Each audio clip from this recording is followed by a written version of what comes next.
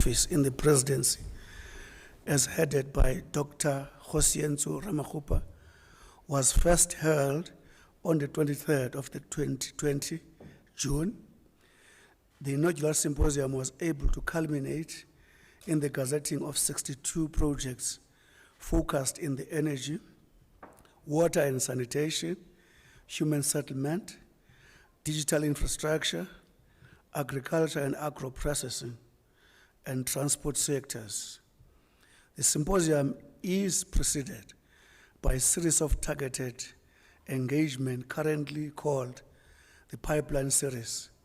These engagements are aimed at soliciting important feedback from financing institutions on potential projects for showcasing at the symposium or funding in the short to medium term.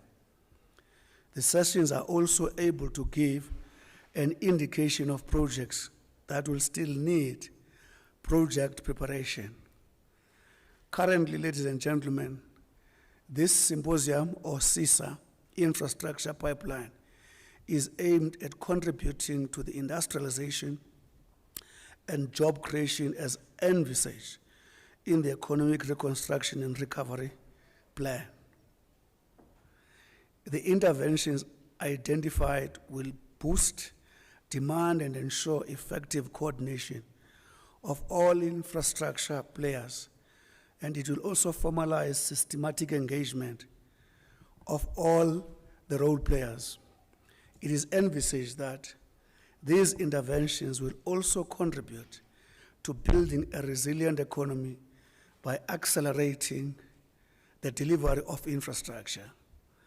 This second edition of the Sustainable Infrastructure Development Symposium, or SIDSSA 21, is focused on three focal areas as they have critical relevance to our country and to sustainable infrastructure delivery, namely development, which relates to development and delivery of infrastructure on the one hand, and the development of our people through infrastructure delivery on the other hand. The other element is recovery, which relates to recovery of our economy through infrastructure delivery. Infrastructure is seen as flywheel of our economy, which should direct our economy on this recovery path. The other element is inclusive growth, which relates to redressing spatial imbalances between urban and rural areas through infrastructure delivery programs. The entire population should be included in the benefits associated with the infrastructure investment and subsequent gross fixed capital formation. Since SIDSSA 2020, we have embarked on a visit to all our provinces to ensure that the infrastructure pipeline of the country includes all the provincial infrastructure priorities as well. Our panelists today, ladies and gentlemen, will speak to some of the key progress and success areas which further boosted the funding and investment case for the projects. One of these projects was South Africa's emergence as a global exporter of green energy with major investment support from Sasol and Anglo-American, giving boost to the country's green hydrogen projects. Water infrastructure project with the potential of achieving savings in the excess of 400 billion and massive job creation potential are also set to benefit from the infrastructure initiative.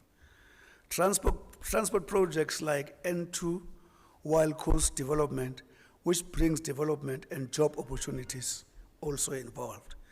The program also covers 18 long-standing strategic integrated projects focusing on social and economic infrastructure to assess progress and apply remedies where necessary to fast-track their implementation.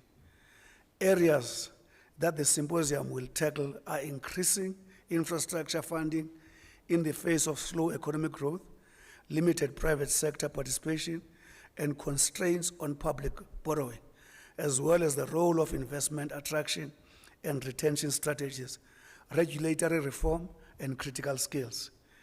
Digital enablement also features on the agenda, along with a look at the socio-political factors that impact on infrastructure provision and maintenance. In the recent past, these have included widespread looting earlier this year, as well as other forms of social unrest. Participants in this year's event include representatives from the World Bank, African Development Bank, Development Bank of South Africa, the United Nations and NEPAD, as well as business sector players such as Huawei Technologies, Sasol, and Anglo American.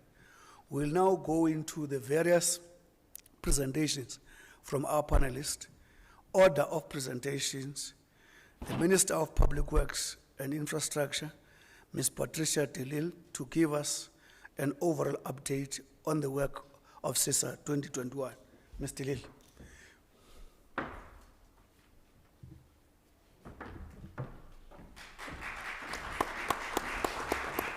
Thank you.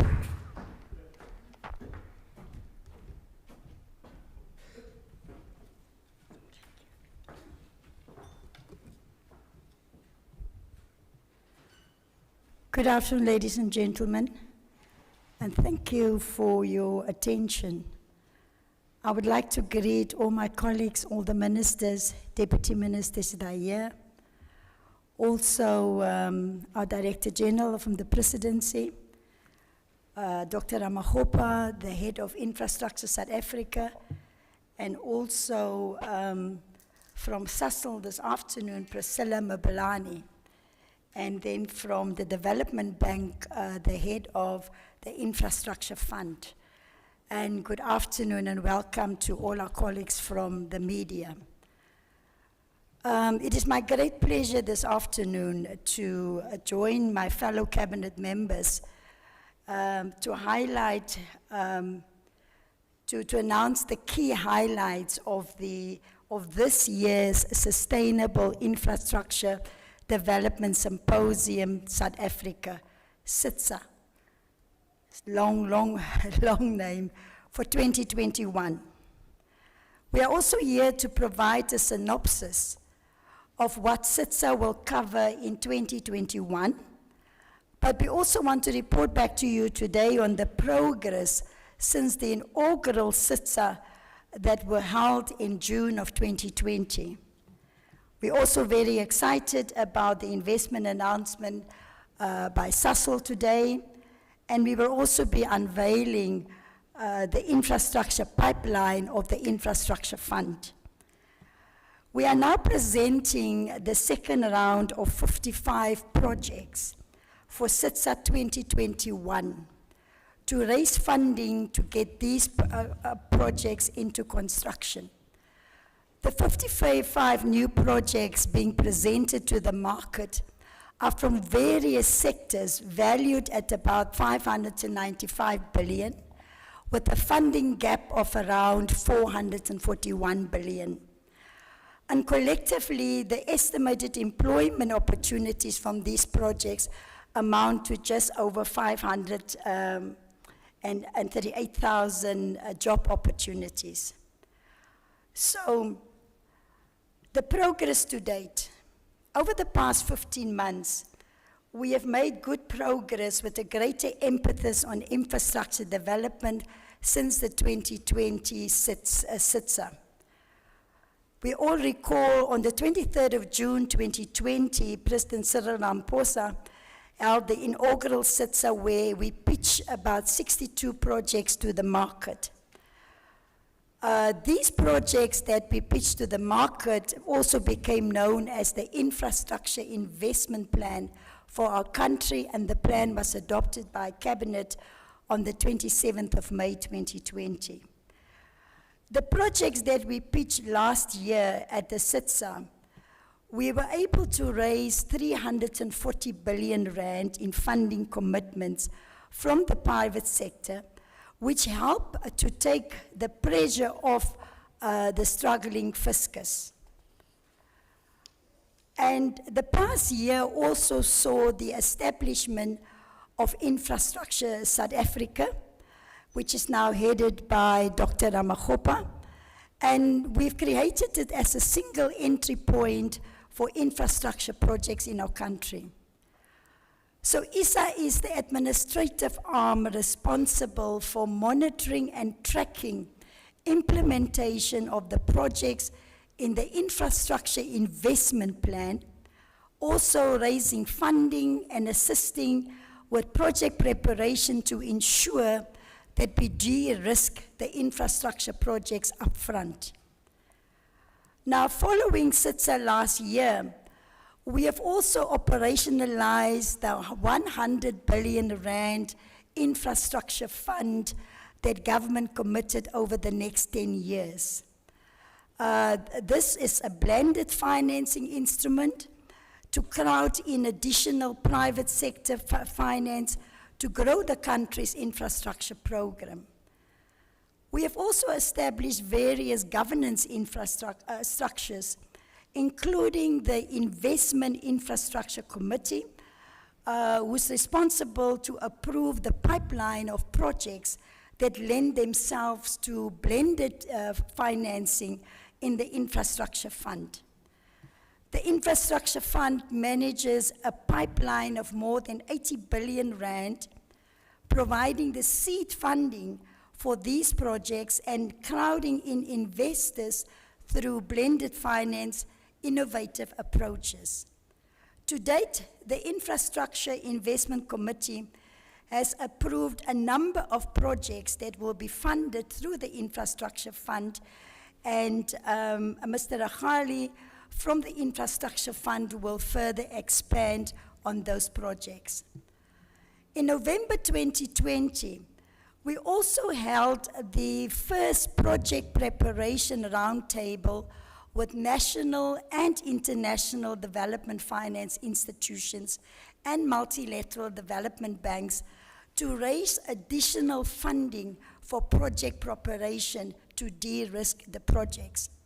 We received a resource allocation from National Treasury of 440 million towards project preparation.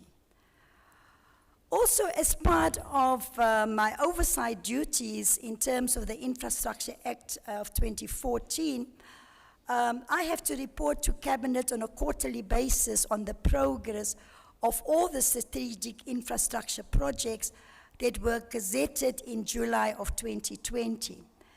And I will just give you a brief report, progress report of some of the infrastructure projects, because on the website we will put the progress of every single project where people can get further details.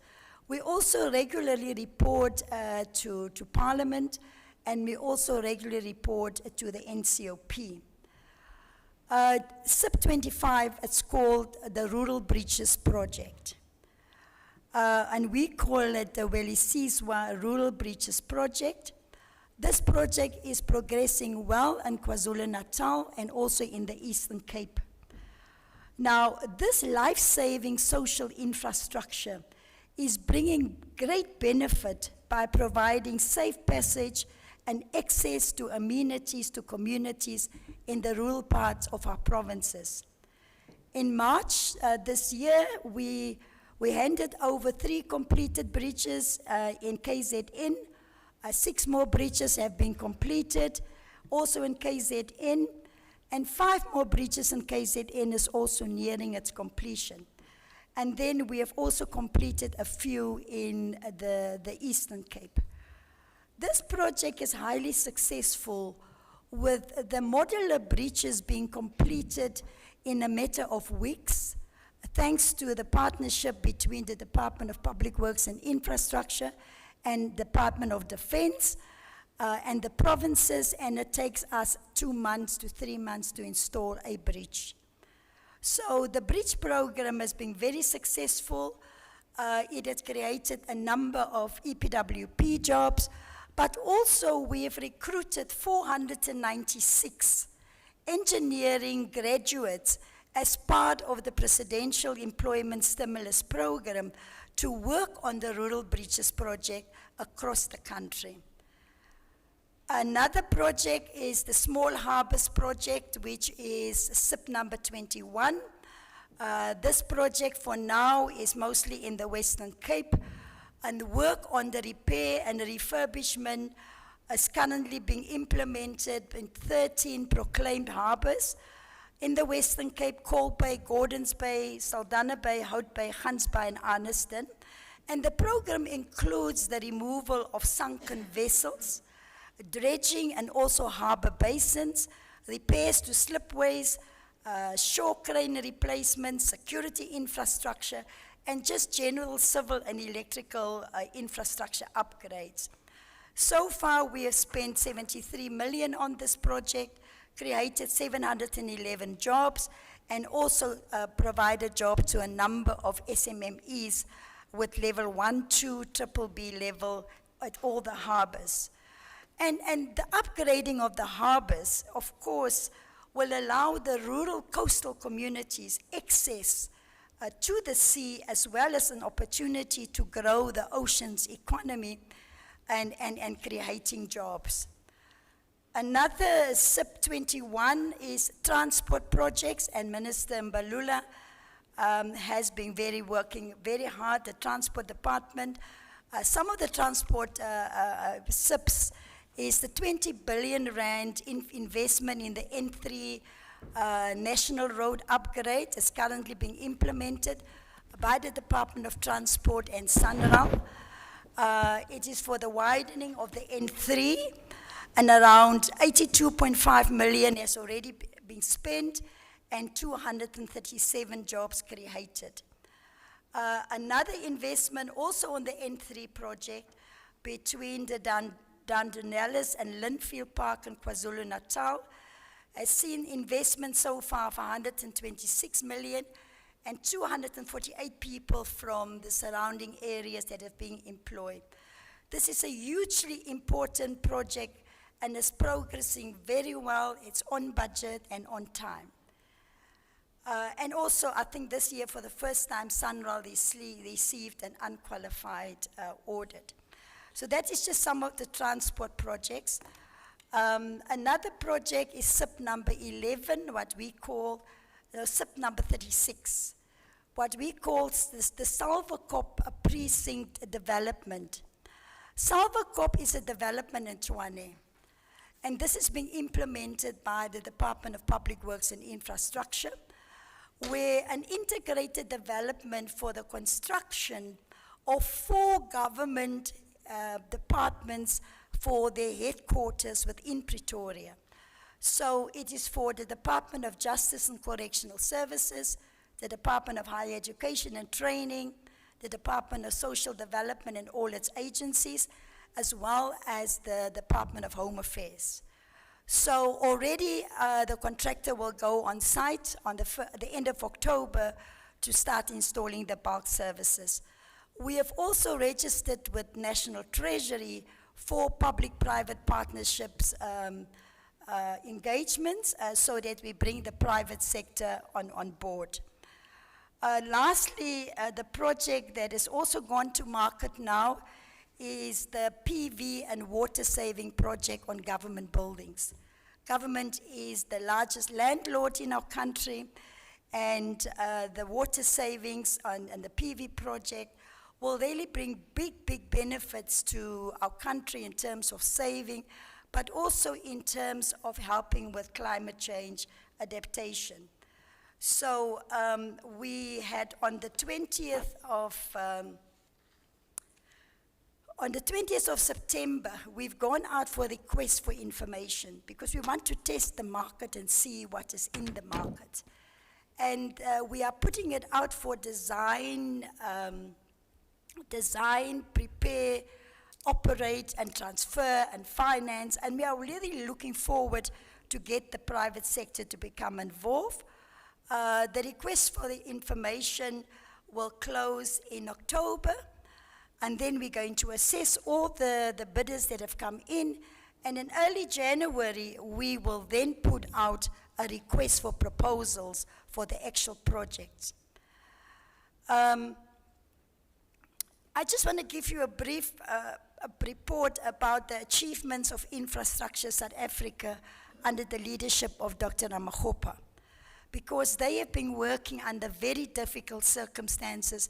As we establishing the department, we also had to implement and look for finance for the infrastructure investment plan. So SIDSSA has been doing great work to ensure delivery of the project pipeline, being action-orientated. SIDSSA has provided support to the project owners and developers to package their projects as required by the market. SIDSSA has also partnered with the UK Infrastructure Projects Authority to accelerate infrastructure projects differently in our country. So it has partnered with also with local businesses and subsequently also attracted a number of experienced professionals that are assisting with the delivery of these projects. SIDSSA has also been collaborating with National Treasury in unlocking the infrastructure funds, completed the drafting of the South Africa's country investment strategy, and also developing the draft National Infrastructure Plan for 2050. So I really want to thank Dr. Ramokgopa and his team, and he always brags that his team is more than 50% female. So well done, Dr. Ramokgopa. And then just in closing, as government and the private sector, we have to work together. We have to disrupt the old way of doing things. We need to quickly address policy reforms. We have to raise the necessary funding to get infrastructure delivery done right for the sake of our economy and our people, who not only need infrastructure in their daily lives, but desperately need jobs. And thanking you for joining us today. Tomorrow we will unpack and provide further details. This is just the progress report, and I want to assure you that within government, the infrastructure investment plan is a big portion of the economic reconstruction and recovery plan, and therefore, as the president refers to it, is the flywheel of the economy. We are really earnestly seeking those partnerships with the private sector. We are also open for advice. We're not going to claim to know everything. And I want to thank the private sector for all the people that have been seconded to work with Dr. Ramokgopa and his team to bring the infrastructure investment plan implementation to where it is today. So thank you, Chairperson, and I appreciate the opportunity. Thank you.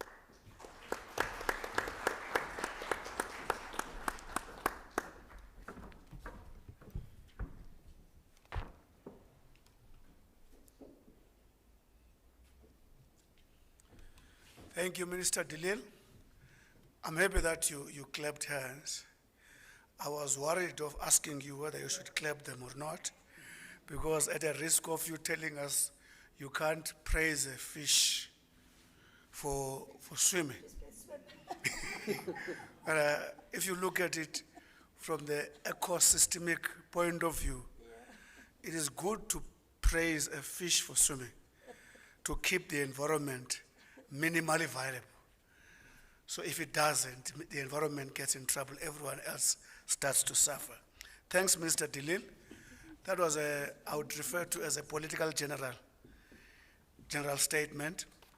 It's also important to draw attention that the content focus here is in 4 areas. That is policy and regulatory reforms related to infrastructure. How do you enter that space? And also urban and rural integration through infrastructure. Dr. Ramokgopa would have presented to government a number of times the development concentration in an imbalanced way and how it affects the population movements in the country. Also the problems related to financing and spending of the infrastructure budget allocations. The last element of the content focus being the political economy of infrastructure. Now we're going to call upon, I call it the political general. We're going to call now upon the technical general, Dr. Ramokgopa. If we can give him a big hand.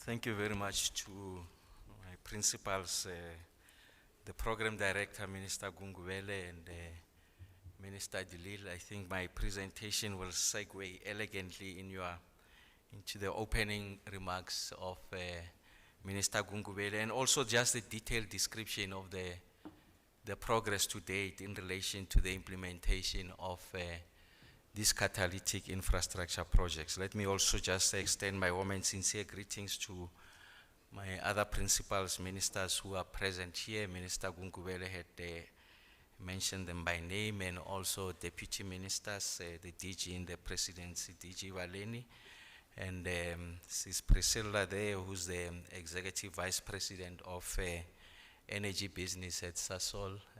We will get to share with you the kind of communion that we have developed with Sasol and its relevance and contribution to the development of the country. And then Mr. Mohale Rakgate there, who's the head of the infrastructure fund. Like I said, Minister Lille, I think, has done justice to the more elaborate articulation in relation to the progress made to date. But I thought that there's a few punctuations that I want to make just for better appreciation of the kind of progress that we have made over that period of time. I think through the Council of Cabinet, it was decided that when we get to host the second installment of the Sustainable Infrastructure Development Symposium, that it will be opposite that we get to provide a balance sheet of the progress made to date, because that speaks to the credibility of the state. So when the state gets to make public pronouncements around the delivery of a specific project, I think it's only appropriate that at the right moment, the right occasion, we get to provide progress in relation to that. So, and also just to say, we will not be giving you a blow-by-blow account, but we'll provide you a more detailed description of the progress that has been made to date. I'll just provide certain highlights in addition to what Minister Lille has shared with us. So let me just do a juxtaposition on the quality of the projects that we have received in this SIDS 2021 versus the quality of the projects that we had received in the inaugural SIDS. And this communicates the degree of improvement that has been made in treating the projects as we receive them, but it also talks to the extent to which project owners have exerted a lot of time, energy, and resources in making sure that the quality of the project that comes through the pipeline are of such a nature that they can be accelerated towards a financial close. Minister Lille did make the point that the occasion of the SIDS really is a meeting place of projects that are of a bankable nature, essentially bankable in this instance, I mean, projects that don't need any fiscal injection. So they can stand on their own because there's verifiable and enduring revenue streams, and or those revenue streams are not sufficient to carry them through. In that instance, we then hand them over to the infrastructure fund for the kind of state support to ensure that this project gets to financial close. So there are three pathways to financing projects. The first one are the ones that go through the debt capital market, so they stand on their own, they don't need any support, and then we present them before the financiers at this forum. But the financiers would have had sight of these projects even before we arrive here. So I guess someone might ask, so are they seeing these projects for the first time? The answer is an emphatic no. They would have been engaging with these projects, asking the necessary pertinent questions that will allow them the wisdom to make investment decisions. And then there will be the second pathway of financing these projects are the ones I referred to, which is the blended financing. They do have revenue streams, but they still need some degree of support. And that 100 billion rand facility that is incubated at the DBSA under the stewardship of Mr. Mohale and his competent team, then they work through the project to ensure that the support that is required is given, and then we announce those projects.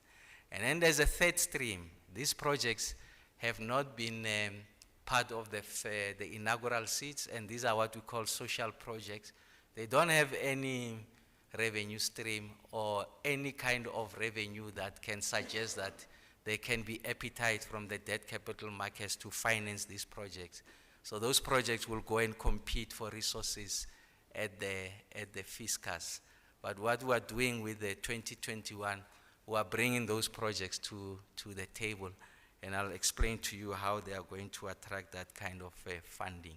So if you had to do a juxtaposition, like Minister Dilile said, we had about 277 projects in the last SIDS to the tune of about 2.3 trillion rands. So they were all over the place in the project life cycle. You know, a project you conceptualize, so in your dream you think of this project, but then you must bring it to reality. When you wake up, you do a desktop study to see if this project is possible. Has it been done before? Does it meet the sovereign strategic goals? That we call it a pre-feasibility study. It's not as elementary as I put it, but for purposes of the press briefing. And then the next stage, then you then commission some study, and then you are able to excavate information and data to support that dream and what the pre-feasibility study would have done. Then you get to feasibility. So post that, then you make choices. If you want to move people from Pretoria, from Tshwane to Johannesburg, do I use the BRT? Do I use the Gautrain? Do I use the speed train? Do I use the monorail? You make those choices, then you get to the most commercially affordable choice to deliver that. And then we then bring it to market and say it costs this because it's going to be a monorail, and these are the revenue streams because I'm going to charge people so much money to board this, and then you are able to do your own socio-economic study to determine ridership, and then we get to financial close. The financier says, no, we are happy, we are financing the monorail. So that's how it works, really, in very elementary terms. So of those 277, 68% of them were at preparation stage. So they were very early. They were just after the conceptualization, still at the desktop study. So it tells you that the strength of the project is such that it still requires a lot of thinking and application and money to get it to financial close. But now as I speak to you, we have 130 of this project. So this is the seats where we are. So from 277 to 130, when you are sitting there, you'll say, but that's a reduction. No, it speaks to the quality of the interrogation and the appreciation of the project sponsors of what is required of my project for it to get to financial close. So they're investing a lot of money and resources so that we get to graduate the project quicker. So in this instance, 277 to 130 is a sign of progress. It's an important part when you read it. Don't sit just on the arithmetic, because that's not mathematics, just the arithmetic. It mustn't concern you. Just remember what I've told you, what that means. So it means we can graduate them quicker. And for this 130, it's about 1.1 trillion rands of projects. So what is it that we have noticed with the previous projects? So the ones in human settlements, so private sector brings their own money, they say we want to do this mega settlement, but we have found that they still need an instrument to finance the bulk infrastructure. So when you put retail, when you put up a mega human settlement, you still need water, energy, you must broaden the roads. So that's what we call bulk infrastructure. But that's the responsibility of municipalities, and we know that the balance sheet of municipalities has deteriorated because of subjective and objective reasons. So now we're working with National Treasury to resolve that. So we're able, through an instrument called a catalytic infrastructure fund. So we should be in a position to unleash these projects. And then of the projects that we had approved, part of that, so we had the 277, and then we whittled them down because others still needed a lot of work. And then we got to the number that Minister Delhi spoke about. So it was a 50 that the commercial, the financial said, we are happy to finance these ones. And then we added 12 social projects. So they came to 62, and then through an instrument of the law called the Infrastructure Development Act, we gazetted those projects. When you gazette, really it's an instrument that signals government intention to support these projects going forward. And then the 50 of the 62, we attracted about 350 billion rands. So what has happened about those 50 projects? So I'm happy to indicate to you that of that 350 billion rands, about 119 billion rands of this project worth of have moved. Now, when I say moved, they are either completed, or they are in construction, or they are in tendering stage. So you can ask the question, but no, this is suspicious. 12 months ago, you raised the money, but the project is completed because of the sheer size of the project. And you know, in government, you must still do procurement and all of that. So a lot of those that are completed, it's a refinancing exercise. So you see, there is a major national road, it's an arterial. So what they did, they do the first phase, but they were requiring money to go to the next phase. The constructor is still on site. But all he needs is confirmation that I'll get money to complete this. And that's what we raised, and then we finance those. They are done, those projects. And then there are those, like I said, that they are still in tendering phase. Remember, after we attract this, there still has to be a competitive and transparent value for money bidding process. So this is not a bidding exercise. This is just to attract financing. Once the money is fully financed, then the project owner, so in the instance of roads, Central must run a procurement process. In the instance of the water resources site, TCTA, or the water boards, they must still run the process. So it's still their process. We are simply helping them to raise the money. So 350 billion rand, 119 billion of those projects are already in either completed, in construction, or tendering, and then we are still dealing with the difference so that we get them going. And Minister Delhi has provided that detail really.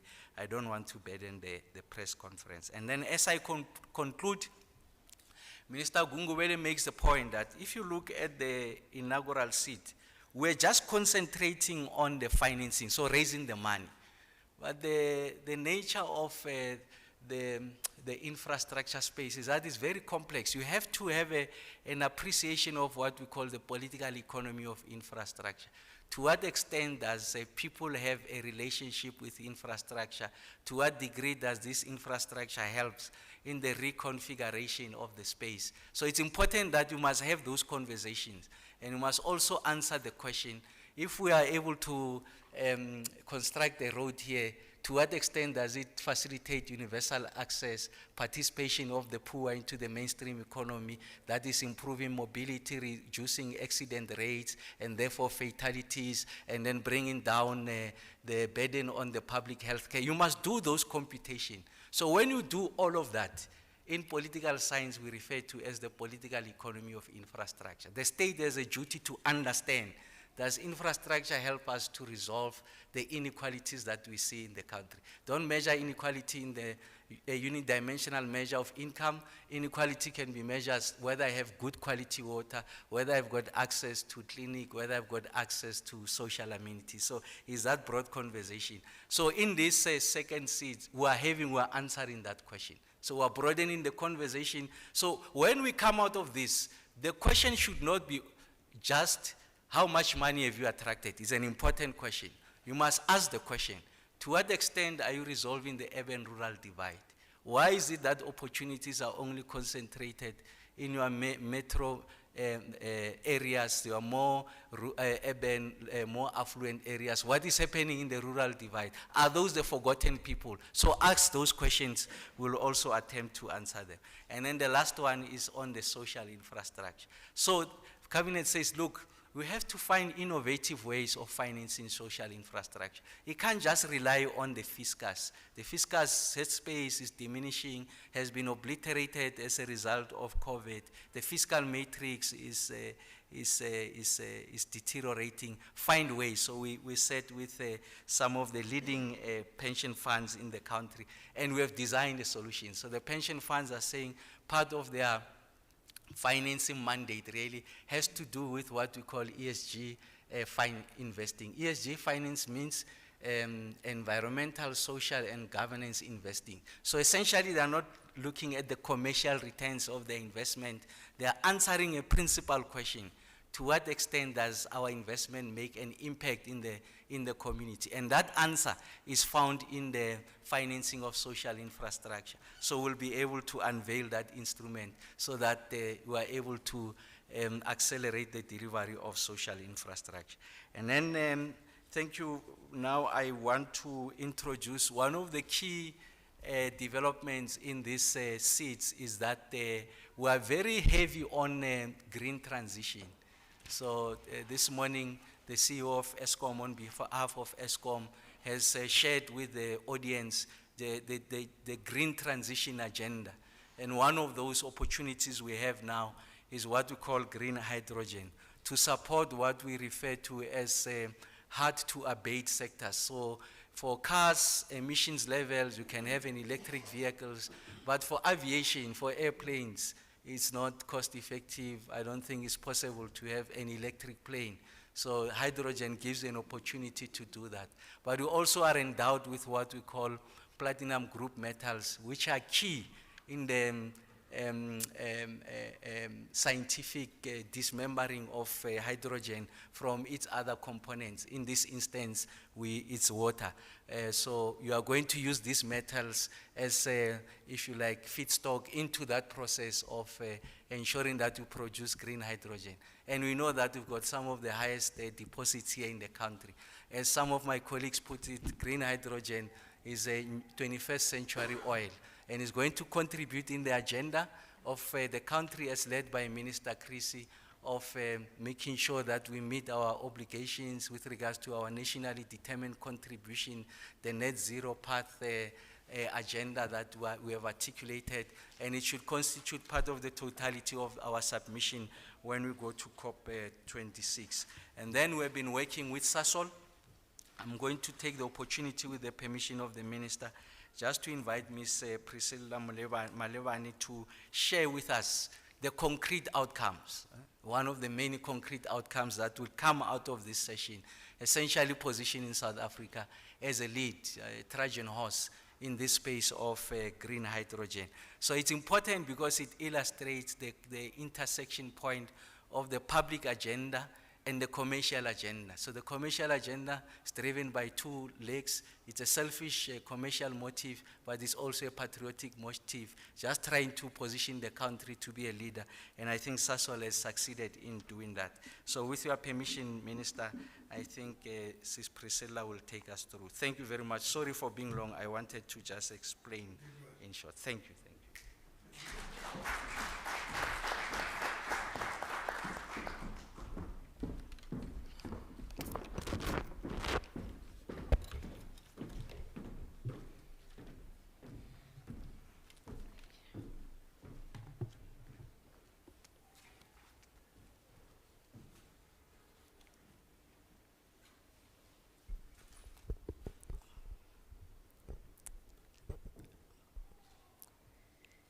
Chairperson, Honorable Ministers and Deputy Ministers, Premiers, members of Executive Council of the Northern Cape and Gauteng, Dr. Ramokgopa, Mr. Mohale, members of the media, ladies and gentlemen. In keeping with the theme of this symposium, quality, meaningful infrastructure investment is critical to enabling South Africa's energy transition as the world decarbonizes. The global energy mix is rapidly changing, and green hydrogen is a key pillar of the global green energy transition, as Dr. Ramokgopa mentioned. We believe that Southern Africa is well positioned to play in the global green hydrogen economy due to a number of structural key advantages. In particular, our proprietary Fischer-Tropsch technology and SASOL, Our endowments in minerals and renewables are some of the best in the world. South Africa's total green hydrogen potential could reach 4 to 7 million tons by 2050, with over 3 million tons of export opportunity. This can catalyze the rollout of more than 50 gigawatts of renewable energy for South Africa, contributing more than 100 billion per annum to our economy and creating over 370,000 jobs to 2050. Infrastructure rollout of this scale will require a step change in skills and public sector partnerships. This partnership-based ecosystem should be anchored on localization to enable long-term sustainable benefits for communities and skills development for the country. In line with the country's decarbonization agenda, SIDSSA has an ambition to net zero by 2050. To anchor this ambition, we have set ourselves a 30% reduction target of scope 1 and 2 greenhouse gas emissions by 2030. This will be done through a mix of process and energy efficiencies, investments in renewables. We've already announced 1,200 megawatts renewables with our partners Air Liquide, and a shift to incremental natural gas as a transitional feedstock. Beyond 2030, green hydrogen and sustainable carbon will be critical to achieve our net zero ambition as the economies of these technologies improve. SIDSSA has been engaging with a number of other players in the industry and government to develop a hydrogen economy in South Africa. The country is in process of advancing several catalytic projects to develop both local and export opportunities. As part of our approach to developing the hydrogen economy, we have established several partnerships, including recently announced partnership with the Central Energy Fund, the IDC, Toyota South Africa, and Imperial. We believe these partnerships will enable South Africa to unlock and anchor the local demand for us to be a credible player in terms of hydrogen production. Further, we signed a memorandum of agreement with the Gauteng provincial government to leverage special economic zones. These have been earmarked as enablers to unlock South Africa's green hydrogen market potential for domestic use, such as mobility, revitalization of the steel industry, and the sustainable aviation fuel, particularly at OR Tambo. Coming back to why we are here today, Dr. Ramokgopa, we are very proud to announce that SIDSSA has signed a memorandum of agreement with the Northern Cape government to lead the feasibility study of a landmark green hydrogen project at Kubayi. The project, thank you. The project has the potential to produce up to 400 kilotons of hydrogen per annum, which will require renewable energy in order of 900 gigawatts. To put this into perspective, this equates to approximately 20% of South Africa's current installed capacity of power. A project of this magnitude has the potential to create up to 6,000 direct jobs, generating much needed socio-economic benefits, including creating further indirect jobs across the ecosystem. We're very excited to be leading this feasibility study as part of unlocking South Africa's ambition to be a global green hydrogen export player, with the potential for sustainable aviation fuels in the future. Just to emphasize, our Fischer-Tropsch technology plays to the strength of being a leader in sustainable aviation fuels production. This will also be anchored by local demand for green hydrogen. The study is expected to take approximately 24 months. I suppose Dr. Ramokgopa will be coming here to account, and the outcomes of the study will determine our next steps.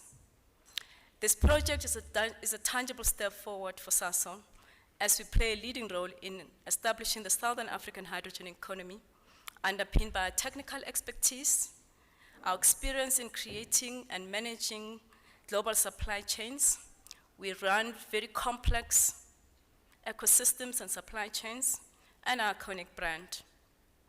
We believe that the regional collaboration and partnerships are critical to enable the green hydrogen economy.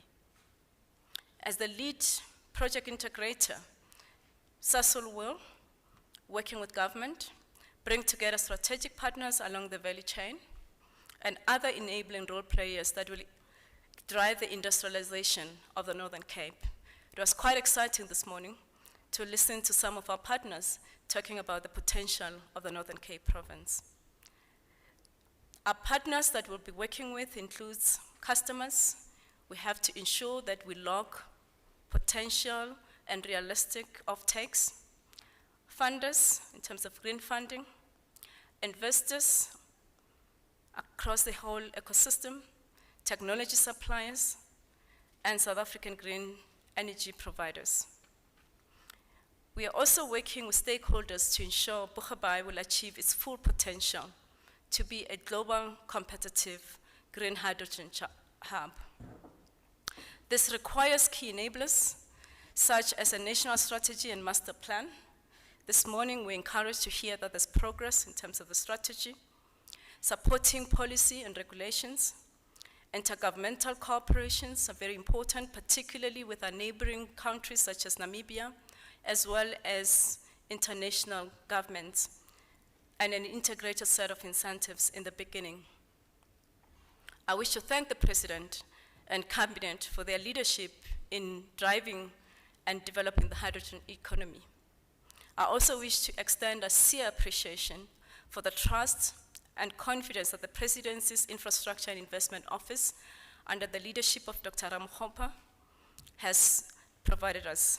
Also my appreciation to the Northern Cape Government, Gauteng Government, the Central Energy Fund, and the IDC in the confidence that they've placed in SASOL. We wish to reaffirm our commitment to achieving a joint vision. In closing, I would like to also reiterate SASOL has committed to be a net zero by 2050, and we see green hydrogen as core to enabling this goal, and we are advantaged to do so. We have the capabilities, technology, and solutions to create the South African hydrogen economy. True to our purpose, we look forward to partnering with all stakeholders to innovate for a better world. I thank you.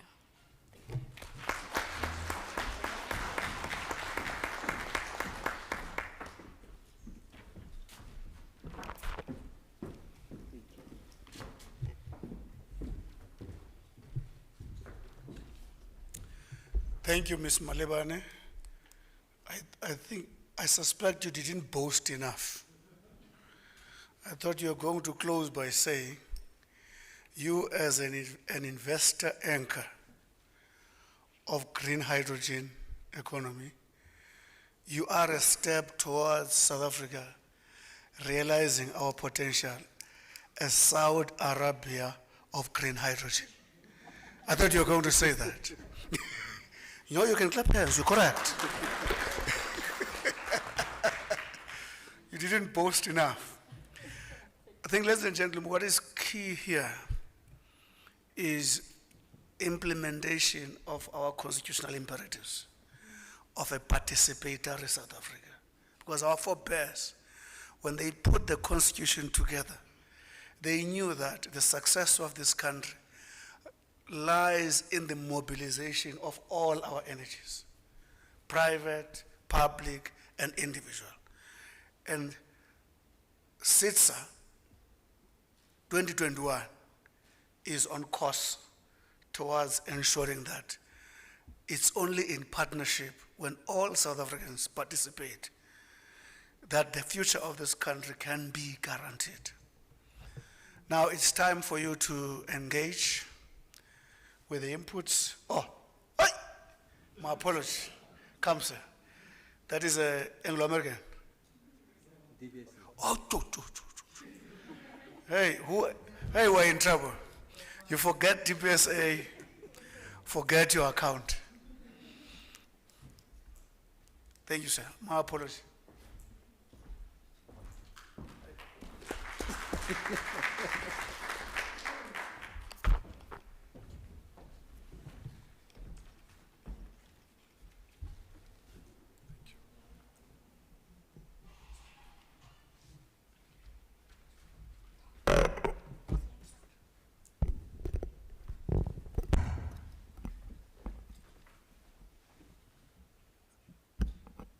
Thank you, Program Director, the Minister in the Presidency, and greetings to all the ministers, the Deputy Ministers, as well as the Director General in the Presidency, the media, and all guests. My role is much shorter because it's about a report back on the Infrastructure Fund, which is really a formation established out of an MOA between SIDSSA, National Treasury, and the DBSA just over a year ago. And in terms of its establishment, the first person got into the job in the form of yours truly around this time last year. And subsequent to that, from January until beginning of this month, we got the whole team in place, which is really important for the execution of the program. But just in a nutshell, to give background as to the different roles of the parties around the MOA. SIDSSA is really the custodian. It's responsible for setting the scene from a policy perspective, priorities perspective, and that sees the light of day through the NIP, which is out for comment, and once finalized will be the blueprint guiding priority projects that would have to be undertaken by, amongst others, the Infrastructure Fund. And with respect to the pipeline that we have currently, we have gone through the SIDSSA processes to get those projects approved. I'll talk to them a bit later. As the Minister mentioned, those governance processes are up and running, and they're actually doing their work. And all these institutions, by the way, were established during COVID. Both SIDSSA, the IF, and the associated governance structures. So it was something that prior to March last year would not have been expected to be done. So we are at that level now. And also just again to re-emphasize that the IF is a blended finance platform, meaning that we are seeking to anchor government seed capital of 100 billion with private sector funding, at least 10 times to 1 trillion over a 10-year period. And what we are excited about is that even in the first year of the operation of the IF, there was commitment from Treasury under the current constrained fiscal environment. 4 billion in the current year, 6 billion, and 8 billion in the outer years. So we're talking about already 24 billion of the 100 billion. So we are excited about that because there's always this trust gap that we make commitments, but we don't follow up. So that's very important, I think, from our perspective, which enabled us to really start now with the team being in place to start looking at the programs and projects. And we are quite excited that in the first year, we have really made good progress through SIDSSA, as getting a pipeline to the tune of multiple billions of rands. Obviously at different phases of development, but over time, in the past year, we have been able to get these projects to a point where now they can be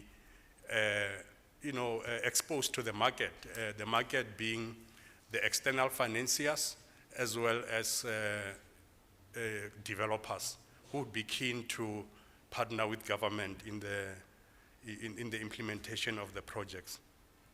So in the interest of time, Minister, the projects that we are talking to in the current year, they are to the value of 21 billion, which I'll talk to at some length.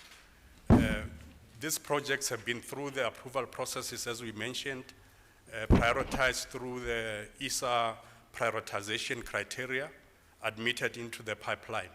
In addition to that, we went through the National Treasury processes to access a portion of this 24 billion I spoke about. And we are at advanced stages. We should be hearing from National Treasury within the next few weeks, leading to the medium-term budget statement. And here I'm talking about the first project is the Noxolo project from the Minister of Water Affairs, implemented through TCTA to the value of 12.4 billion.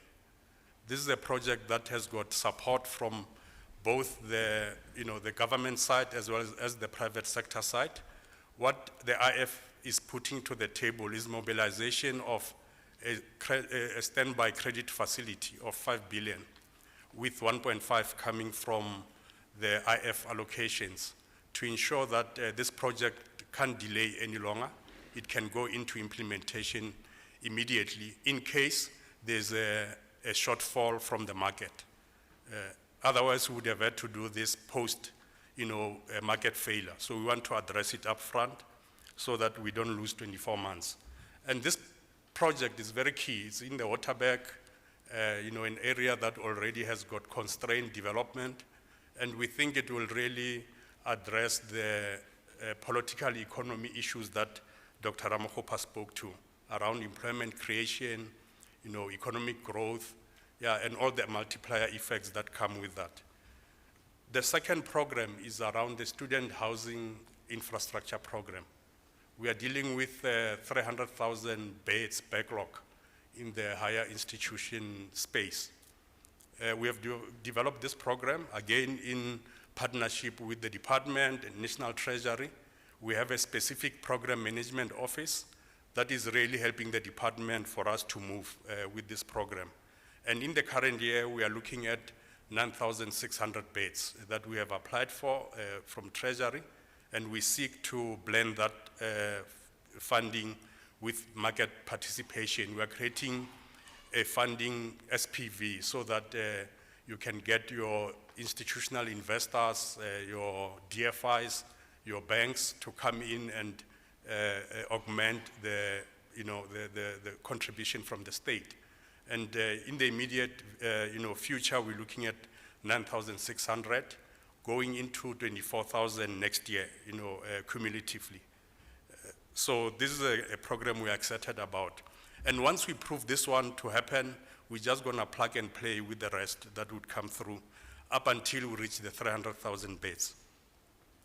We also have the social housing program that we're supporting the Department of Human Settlements on, together with SHRA, the Social Housing Regulatory Authority. Again, here we are piloting a program of 1.1 billion in the current period, with part funding from the state, from the 100 billion, and we're seeking now to develop structures that will enable your investors to come in and play a role for a portion of 30% that the sponsors of the projects should raise on their own. The state is contributing 70% of that. Number 4 is the Bapela Northern Water project in Limpopo. Again, as we may know, Polokwane is constrained. It can't undertake any developments, and it's actually one of the few cities that are experiencing water shedding. You wake up in the morning, you want to shower, you may not because there's no water. So this program seeks to do that. And Polokwane, by the way, is the capital of Limpopo. It's not a small town out there. So we again working with the water board, the department, to help make this project happen from the perspective of mobilizing social infrastructure aspect of this project from the state, so that as you supply your commercial users, you don't leave behind the indigents. So that's again blended finance described, so that you address both sides of the equation. So here it's around 4.5 billion We applied for 1.4 from a portion of the 100 billion. We are in discussions with the department around the 1.2 to make the shortfall of 2 billion to come from the commercial users, where Polokwane has already concluded an offtake with the water board. And we're seeking to support this project also around governance and procurement issues so that the market can have confidence, things are done properly and in line with the proper prescripts. The last project that is due to go to market very soon, but we haven't applied for government funding because it can stand on its own. All we are doing at this stage is to help the structuring, is the one-stop border post with the Department of Home Affairs and the Border Management Agency. We're talking about border posts with all South Africa's neighbors except Namibia. And as we may know, you go to Bedbridge, you go to Lubombo, it takes up to 7 days for trucks to move from one country to the next. So this seeks to really ensure that it's smooth to go between the countries. The project is being implemented in terms of PPP. National Treasury is a key party, the PPP unit. We have SIDSSA playing a very significant role in terms of unblocking various challenges. We have the department, as I mentioned, and the IF is helping to structure the project so that we can find the best optimal model to ensure that there's value for money for the government. So these 5 projects I mentioned are really at advanced stages. They'll be going out to market in the last quarter of this year, which is before we go into recess, and the first quarter of next year. So they are really advanced. And I'll talk to those that are in the pipeline, having been approved by the SIDSSA governance structures, but still undergoing the structuring and going to be submitted to National Treasury for support, out of the 100 billion that I mentioned. There's the SA Connect program, talking to digital connectivity. We assisted the department to develop a feasibility study with National Treasury. The feasibility study has been completed. We are now in a position to now structure and get government support on this. Here we're talking about 53 billion when fully implemented, because it seeks to, again, address the gaps that are all over the country from a connectivity point of view, especially rural areas and also government buildings. Another time ago, I was talking to a colleague from Limpopo government.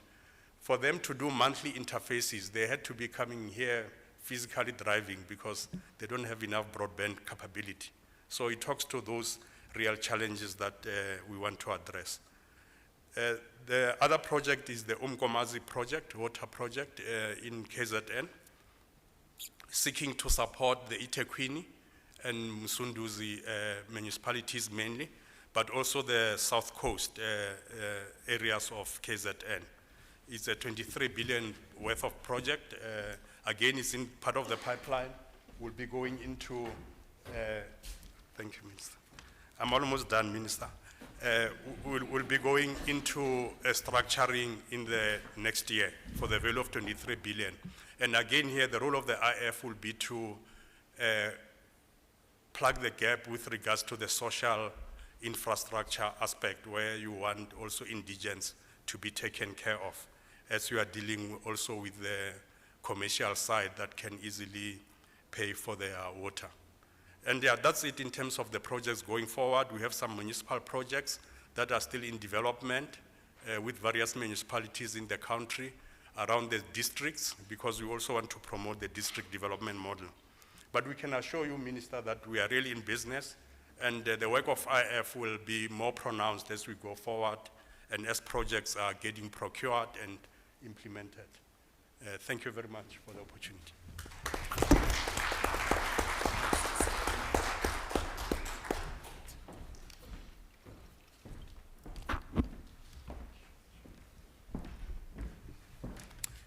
Thank you. When you see me being anxious, I see the time being squeezed for you to engage, which I know is very, very important. You can see that this is accountability, transparency in action, and that phenomenon of implementation, which we are always attacked about, you can see that that animal is on the revival path. We will allow you to engage the presentations. As long as you introduce yourself, I, Mondli Gungubele from City Press. It's just an example. So if you are happy,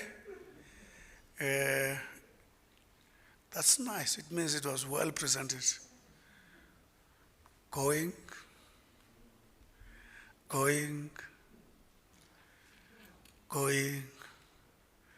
gone.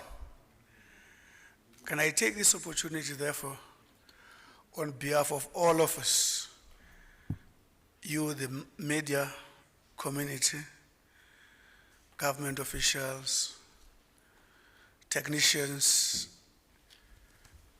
entities, private sector, every participant in this exercise for supporting it in the manner you have done. We have today and tomorrow where a lot of revelation with regard to what Dr. Ramokgopa spoke about and Minister Lille is going to happen. Concrete issues of which projects have been tested and passed the scrutiny of bankability, and how is funding committed? What is the role of government with regard to ensuring that those are taken forward? How do we make sure that if a project is guaranteed funding because of its bankability, tendering processes in government are transparent, open, accountable, and are timeless in concluding this issue? Because key to us is turning around the economy, which is struggling at the moment. At that point in time, I thank you, all of you. The meeting is adjourned. Thank you very much.